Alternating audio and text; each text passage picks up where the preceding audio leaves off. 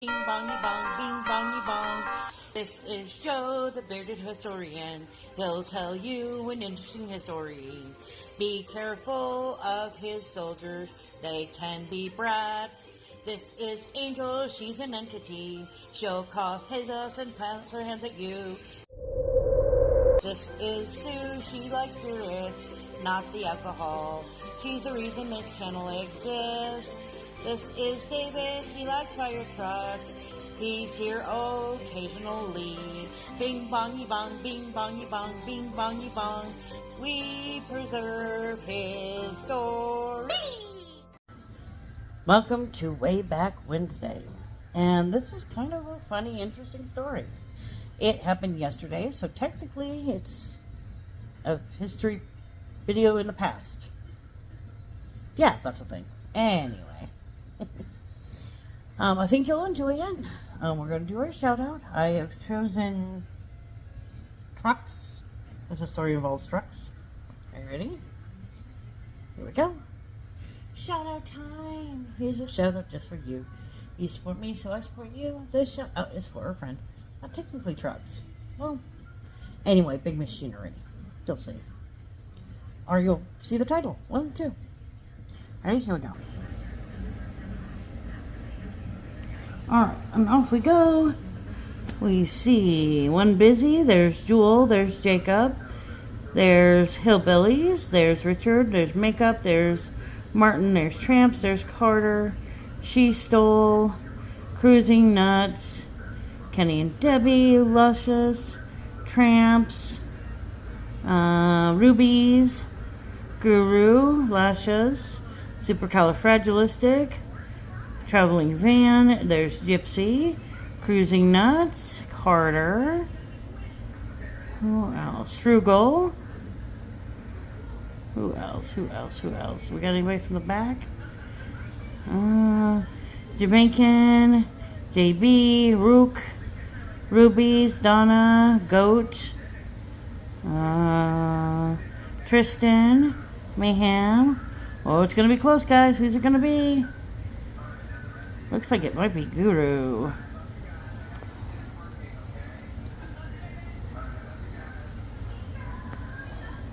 Alright, so Guru changed his name again to Yoda Papa Vintage Cards, which means I should have updated it, but I did not.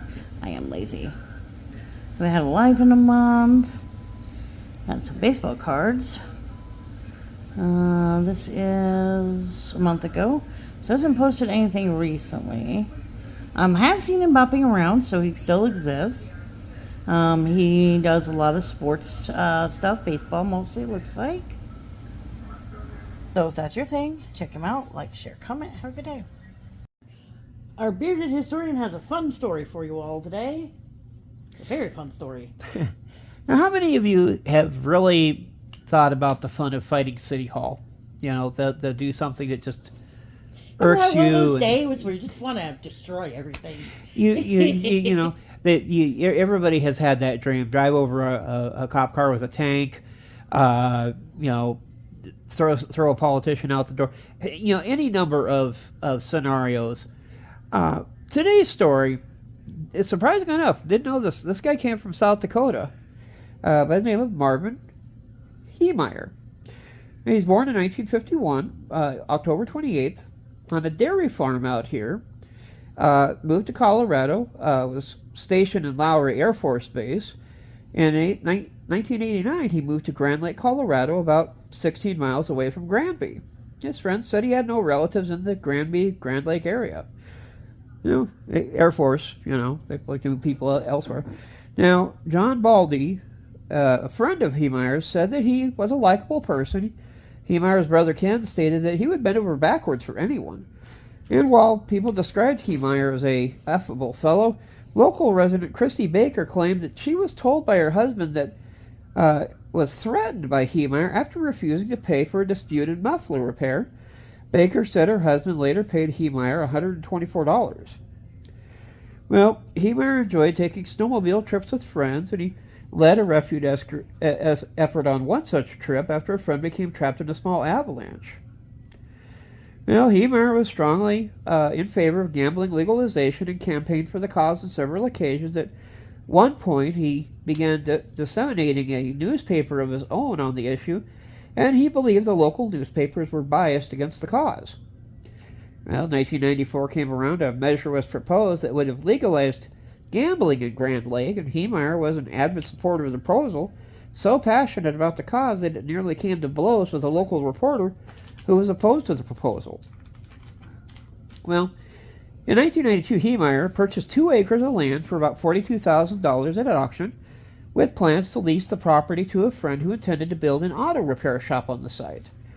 Present at the auction was Cody Dochev, whose family had previously owned the property.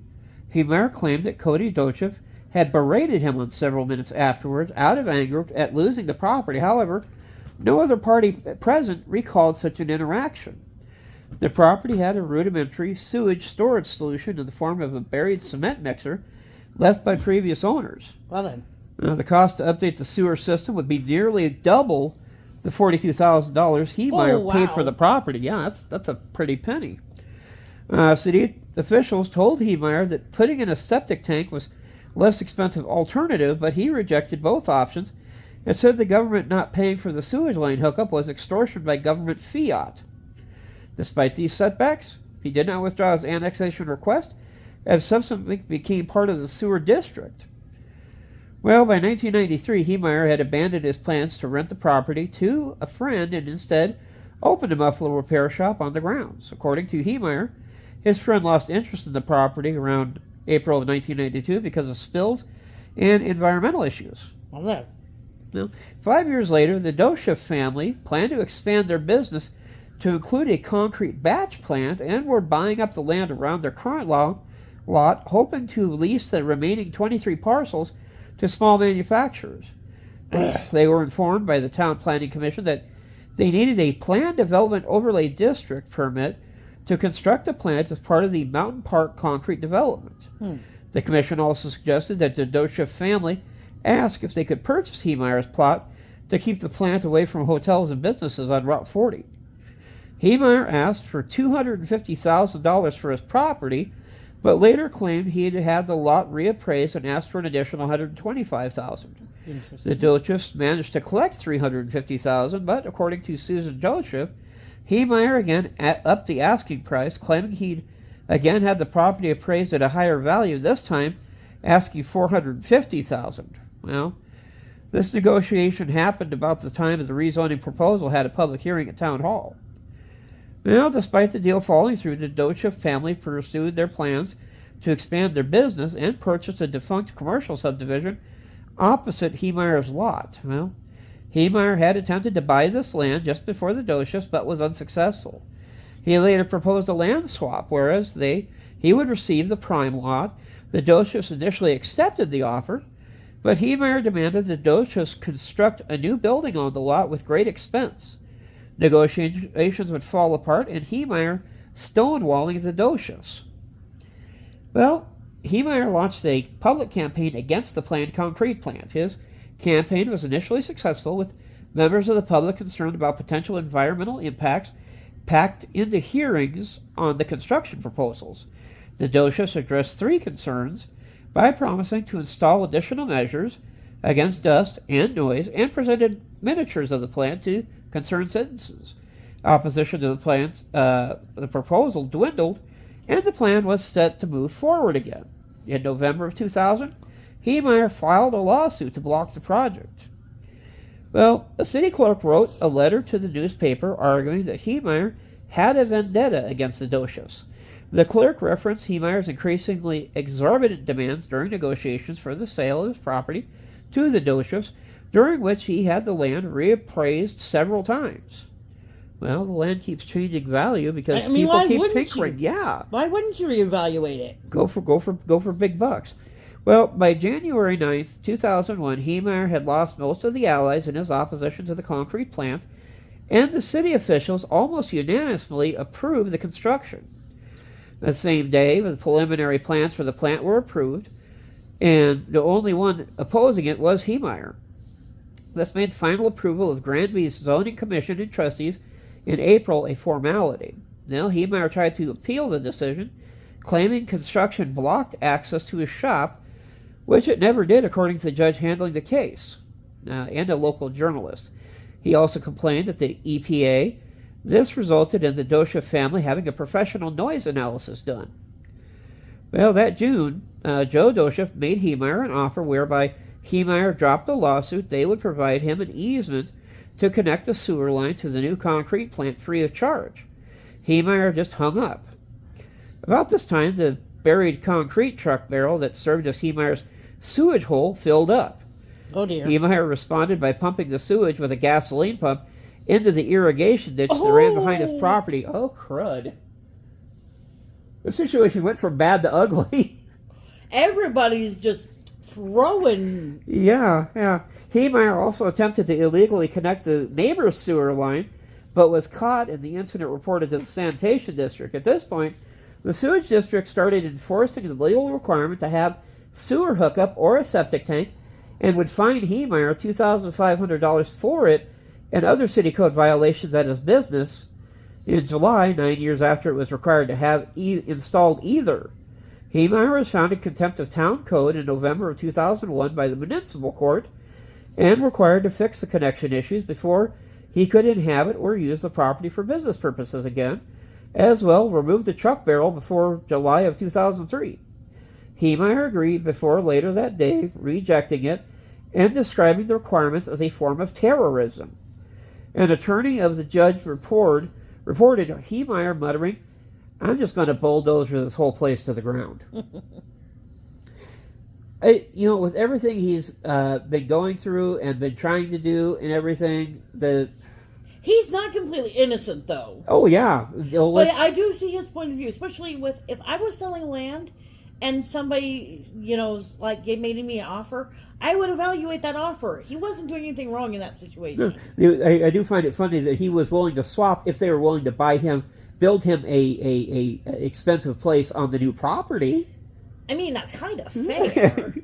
Also kind of weird, but that seems kind of fair. Now, after this lawsuit, the town was dismissed in April of 2002. Heemeyer blamed the failure of his lawyer and demanded a refund. Knowing the zoning decision was now final, he traveled to California, bought a Komatsu bulldozer in auction for $16,000, and had it shipped to Granby in July of 2002. He kept it outside of the business with a for sale sign on it and tried to auction it, but few paid it any mind. In October of 2002, he announced the closure of the muffler repair business, putting almost all of the inventory up for sale. When the bulldozer failed to sell, he saw it as a sign from God that he had to start his mission. He sold the property for $400,000, 10 times the original purchase price, to the trash company in October 2003, and took out a lease for half the building he previously owned until he finished some work. Within a day of the purchase closing, the new owners had completed water and sewer connections. Well, he erected a wall to separate his space from the rest of the building and changed the locks. While no one in Granby saw him, he quietly worked on the bulldozer, illegally constructing living quarters, to avoid having to return to his home in Grand Lake, which he saw as a waste of time that he could be spent on the dozer. During this period, he also dumped the sewage into the same irrigation ditch he had been caught dumping several months earlier. Says it is interesting to observe that I was never caught, Heemeyer wrote. This was a part-time project over a 1.5-year time period. That is a long time not to notice something. Yeah, what's he doing? Especially when it's a relatively small town. Yeah, it's not like New York or Vegas or something where things are going on all the time. This is a relatively small town. How did nobody notice something weird was going on in there? Yeah, I'm carrying this bucket of poo. Just ignore me. Now, part-time project over 1.5 years period. He was surprised that several men who had visited the shed late the previous year had not noticed the modified bulldozer, right? Especially with the 2,000-pound lift fully exposed. How do you miss that? Was everybody in town blind, or are they just like he's on weed or something? I don't know. How do you miss that? Yeah, somehow their vision was clouded. Well, during this period, Heemeyer reportedly mentioned the bulldozer to friends and associates, as well as His He's intention even to use telling it. people, I've got this machine. Guess what I got? That's hilarious. Not only is he telling people, but people see this machine. Nobody thinks anything of it. Yeah. This is normal. Perfectly normal. Colorado fun. The bulldozer was a modified Komatsu D355A, which he referred to as the MK tank, or Mars Komatsu tank, in audio recordings, fitted with makeshift armor plating covering the cabin, engine, and parts of the tracks. 3 external explosions and more than 200 rounds of ammunition fired at the bulldozer had no effect on it. Wow, that's impressive. Yeah. For visibility, the bulldozer was fitted with several video cameras linked to 2 monitors mounted on the vehicle's dashboard. The cameras were protected from the outside by 3-inch shields of clear, bulletproof Lexan. Compressed air nozzles were fitted to blow dust away from the video cameras. I think he should get a grant from the military. He should have. Onboard fans and an air conditioner were used to keep Heemeyer cool while driving. He had made 3 gun ports fitted with a .50 caliber rifle, a .308 caliber semi-automatic rifle, and a .22 caliber rifle, all fitted with 1/2-inch steel plate. At the time of the demolition, it was also contained 3 handguns and enough food and water to last at least a week. Well, kids, you can figure out where this is happening. Now, on June 4th, 2004, starting around 2:15 in the afternoon, Heemeyer began his rampage. He drove the armored bulldozer through the Mountain Park concrete owned by the Doshev family. At the time of the attack, Cody Doshev was at the concrete plant screening topsoil at the gravel pit when he got a notification over the radio that there was an explosion at the precast shop. Several employees attempted to stop the bulldozer by cramming objects into the treads in order to jam it, to no effect. Crunch. Cody Doshev, initially believing the dozer to be under remote control, fired a pistol at it and attempted to climb on top, to no effect, before engaging the bulldozer with his own front-end loader. Again, no success. During this time, Heemeyer fired multiple rounds at the loader. A deputy from the sheriff's office arrived at the scene, crud, followed by Colorado State Patrol troopers who were being fired on by Heemeyer. More sheriffs arrived and began firing on the dozer, attempting to destroy the cameras with gunfire, but were unable to penetrate the 3-inch bulletproof plastic. At one point, Heemeyer charged at a firing position occupied by several state troopers, who evacuated mere seconds before he demolished it, with one eyewitness noting that had he taken any longer, they would have been killed. Oh, dear.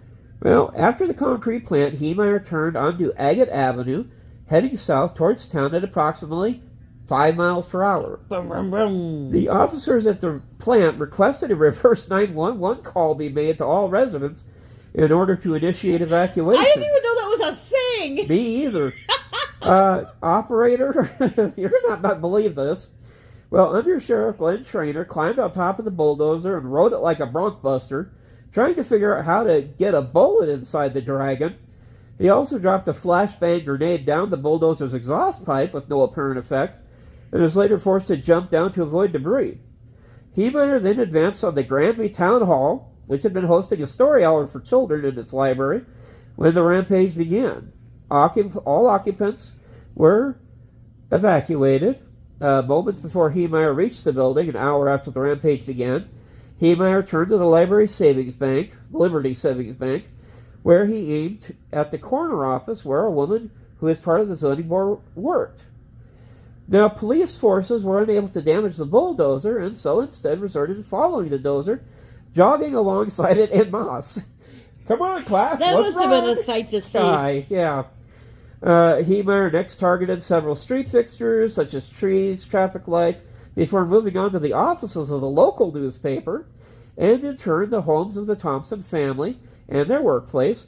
A scraper was brought in to try to stop the bulldozer, but it was simply pushed aside. Now, here's where it gets exciting. Heemeyer next targeted a propane storage yard, firing 15 bullets at the tank, some of which contained 30,000 gallons. Ooh. Police were forced to hurriedly evacuate all residents within the housing complex. Heemeyer then fired upon nearby power transformers with a high risk of igniting the tanks, but struggled to find a good angle. Heemeyer hit the transformers once and missed the other shots. Had these tanks ruptured and exploded, anyone within 1/2 mile of the explosion could have been endangered, the sheriff's department said. 12 police officers and residents of a senior citizen complex were within such a range, and after leaving, he was engaged by another scraper, which he similarly defeated. Now, at this point, local authorities and the Colorado State Patrol feared they were running out of options in terms of firepower, as the approximately 200 rounds fired by the police had been ineffective up to that point, and that Heemeyer would soon turn against civilians in Granby. Governor Bill Owens allegedly considered authorizing the National Guard to either use an Apache attack helicopter equipped with a Hellfire missile, because that won't hurt anybody else. no, or a two-man fire team equipped with a Javelin anti-tank missile to destroy the bulldozer. Don't get me wrong, those are good ideas, but... The second one seems like it would hurt fewer people than the first one. Yeah. But I mean, at least with an Apache helicopter, they're probably thinking, lock on with a Hellfire missile, you're blowing up a tank. Maybe, but I'm not an expert in explosions, but it seems like debris is going to go everywhere. Yeah. Well, as late as 2011, Governor Owens' staff vehemently denied considering such a course of action. Members of the State Patrol, however, claimed that, to the contrary, the governor did consider authorizing the attack, but ultimately decided against it due to potential collateral damage of a missile strike in the heart of Granby being significantly higher than what Heemeyer could have caused with his bulldozer. Granby's not a huge town. Now, Heemeyer finally attacked a Gamble's store, targeting it due to the owner's involvement in the hearings about the batch plant. Unaware of a small basement in the property, Heemeyer drove in, dropped a tread into the basement. Now, the radiator had been damaged and the engine was leaking before falling. It was noted that even if Heemeyer had been able to free himself, the bulldozer would not have been able to operate much longer. About a minute later, at 16:30 Mountain Standard Time, one of the SWAT members, who had swarmed around the machine, reported hearing a single gunshot from inside the cab. It was later determined that Heemeyer had shot himself in the head with a .357 caliber handgun. Well, police first used explosives in an attempt to remove the steel plates and for fear of booby traps, but after the third explosion failed, they cut through with an acetylene cutting torch. After getting inside, they found the access hatch and enough food and water to last a week. Grant County Emergency Management Director Jim Hallahan stated the authorities were able to access and remove Heemeyer's body at 2 a.m. the next day on June 5th. Well, the attack lasted a total of 2 hours and 7 minutes, damaging 13 buildings, 11 which were occupied until moments before the destruction. His targets included the town hall, the Sky High newspaper office, Gamble's General Store, Maple Street Builders, Mountain Parks Electric, Liberty Savings Bank, Copycat Graphics, the wall of his former business, the home of the former mayor, in which the mayor's 82-year-old widow then resided, and a hardware store owned by another man, Heemeyer, named in a lawsuit, as well as a few others. The rampage knocked out natural gas service to the town hall and the concrete plant, damaged the truck, and destroyed part of the utility service center. As part of the rampage, Heemeyer destroyed several trees outside a local business that the owner had previously claimed were hurting his business. The damage was estimated at $7 million, $2 million, which was to the concrete plant, which was uninsured or underinsured, resulting in a payout of only $700,000. Many town records and archives were destroyed, along with the town hall. Well, defenders of Heemeyer said that he made a point of not hurting anybody during the bulldozer rampage. Ian Dougherty, a bakery owner, said Heemeyer went out of his way not to harm anyone. Cody Dosha stated if Heemeyer truly didn't want to hurt anybody, he would have plundered the center of town on the weekend when most of the businesses had been empty. The sheriff's department said that the fact no one was injured was not due to good intent as much as good luck. I think it's probably a little bit of both. Yeah. To be fair, because they're right. If he wanted to make sure nobody was hurt, he would have done a different time. But nobody was hurt, so luck was also involved. Right. Well, April 19th, 2005, the town announced plans to scrap the bulldozer. The plan involved dispersing individual pieces to many separate scrapyards to prevent souvenir taking. Although no one other than Heemeyer was killed in the incident, the modified bulldozer has occasionally been referenced to as the Killdozer. It's unclear whether it was an allusion to the 1944 short story Killdozer, or its 1974 film adaptation, or if this is an independent coinage.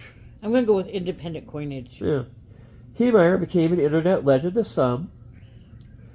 In search of his house in Grant Lake, turned up plans for the bulldozer on his PC. Investigators later found Heemeyer's handwritten list of targets of 107 people who he thought had wronged him. The Joseph family was at the top of the list, written as Douche F. The list also included various buildings, companies, judges, politicians, newspaper editors, and anyone who sided against him in past disputes. One entrance was the local Catholic Church, which he did not damage, due to their opposition to his attempts to legalize gambling, as well as the theological differences. Heemeyer was a member of the Christian Reformed Church.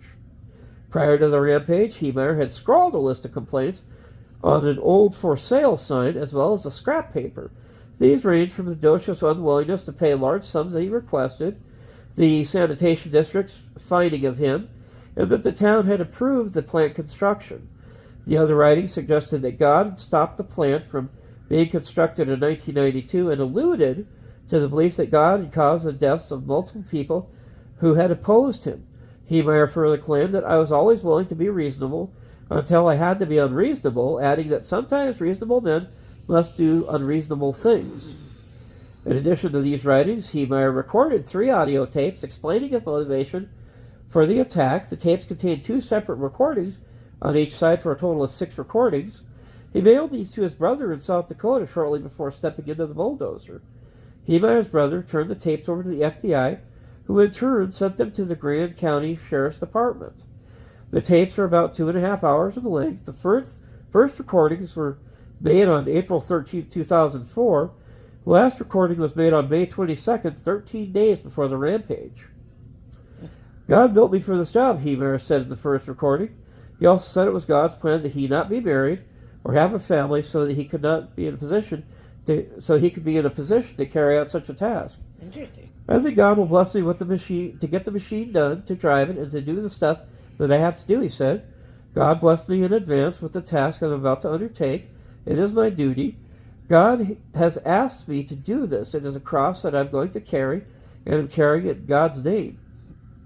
Alrighty then. That seems a little extreme. Yeah. Other statements included are the tapes make mention of Heemeyer's view that he was an American patriot, with local journalist Patrick Bauer suggesting he may be indicative of his links to the broader patriot movement. But that is the story of the Killdozer, a very creative, very anti-government individual who basically paid for his ambitions with his life. But it would have been awesome if they would have just kept him in the military and let him build tanks. That sounds like one heck of a weapon. He had a really good idea. Yeah. He used it in a very bad way, Right. but he had a very good idea. Yeah. So, but this has been the Bearded Historian with a fun little tale for the way back in history. You folks have a good week, and we'll catch you next week. Don't destroy the city. Yeah.